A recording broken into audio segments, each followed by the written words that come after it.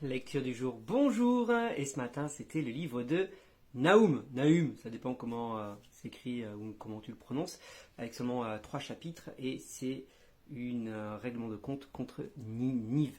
Et j'aime bien comment ça commence, ce chapitre de Nahum.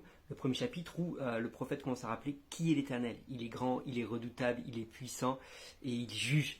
Voilà. Et puis après, on va avoir un petit dialogue, entre guillemets, c'est un genre de dialogue entre Dieu qui s'adresse à Ninive, puis à Juda, puis à Ninive, puis à Juda, en rappelant à Juda à chaque fois, je t'ai abaissé, mais plus jamais je ne le ferai, je vais te relever, et c'est moi qui combat pour toi, t'inquiète pas, même si Ninive n'a pas été correcte, je vais m'occuper d'elle. En gros, c'est ce qu'il dit. Et par la suite, il va décrire les mauvaises actions de Ninive et tout le jugement qui va s'abattre sur Ninive, c'est juste incroyable. Surtout, alors moi, ce que je retiens dans cette histoire, c'est que Dieu s'occupe des nations.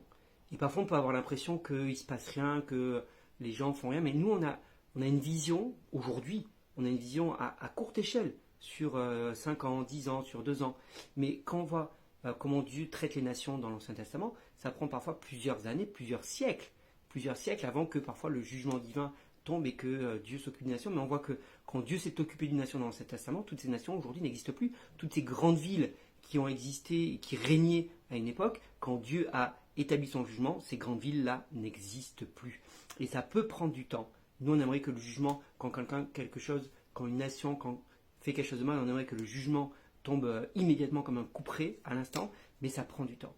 Et notamment Nive, qui a déjà été jugée une première fois, on ne l'a pas encore lu, mais c'est le livre de Jonas qui arrive avant, historiquement, et qui s'était déjà repenti une première fois, que Dieu avait déjà fait grâce. Ninive, c'est pas comme si elle n'avait pas connu la grâce de l'Éternel, la bonté de l'Éternel et la miséricorde de l'Éternel. Et malgré ce qu'elle a connu dans le passé, elle va oublier. Alors c'est sûr, il va se passer un siècle entre Jonas et Nahum à peu près, environ, plus ou moins, j'ai plus les dates exactes, mais à peu près un siècle entre Jonas et Nahum.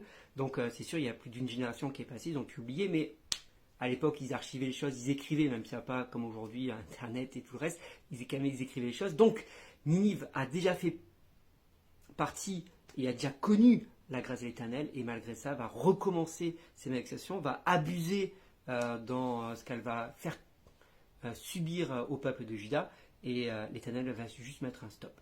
Et c'est ça qui est bon. Moi, c'est que je retiens, c'est que Dieu n'est pas indifférent, c'est le mot que je cherchais. Dieu n'est pas indifférent à ce qui se passe à son peuple, à ce que son peuple peut subir et comment les autres nations traitent son peuple. Dieu n'est pas indifférent, et un jour ou l'autre, il met un couperet, il met un stop, il met une fin.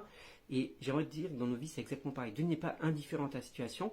Parfois, on peut croire que Dieu ne fait rien. C'est pas vrai. Dieu n'est pas indifférent. Dieu regarde et un jour, il dit c'est maintenant, c'est stop, c'est fini. Et quand il dit c'est stop, c'est fini, c'est fini. Alors, une fois de plus, moi, je trouve que c'est encourageant ce genre de chapitre, ce genre de livre, parce que dire, voilà, comme je viens de le dire, Dieu n'est pas indifférent, Dieu voit, Dieu sait, Dieu finit par juger, Dieu est au-dessus de toutes ces choses-là, et un jour ou l'autre, il nous fera justice. Voilà, dis-moi ce que toi tu as retenu dans ce livre de Nahum. Je te souhaite une bonne journée et à demain.